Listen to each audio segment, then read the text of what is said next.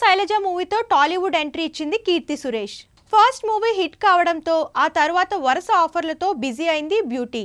నేను లోకల్, మహానటి, దసరా మూవీలతో ఓ రేంజ్లో ఎదిగిపోయింది.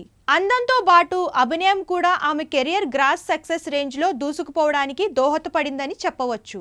ప్రస్తుతం కీర్తి సురేష్ 2-3 సినిమాలతో బిజీగా ఉంది.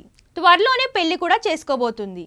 అయితే తాజాగా కల్కి మూవీలో బుజ్జికి తన వాయిస్ ఓవర్ ఆఫర్ ఎలా వచ్చిందనే దానిపై సంబంధించి ఇంట్రెస్టింగ్ కామెంట్స్ చేసింది. కల్కి 2898 AD మూవీలో తనను ముందుగా క్యారెక్టర్ చేయమన్నారని, వాళ్ళు అడిగిన క్యారెక్టర్ను కాదనుకున్న డైరెక్టర్ నాగ్ అశ్విన్ ఎలాగైనా తన్ను సినిమాలో తీసుకుంటానన్నాడని, బుజ్జి వాయిస్ ఓవర్ చెప్పడం వల్ల ప్రత్యేకంగా ఉంటుందని భావించి నాగ్ అశ్విన్ అడిగిన వెంటనే ఓకే చెప్పానని చెప్పుకొచ్చింది ఈ మహానటి. సినిమా రిలీజ్ తర్వాత బుజ్జి కార్కు తన వాయిస్ ప్లస్ అయిందని చెప్పడంతో చాలా హ్యాపీగా అనిపించిందని హ్యాపీగా చెప్పుకొచ్చింది కీర్తి సురేష్.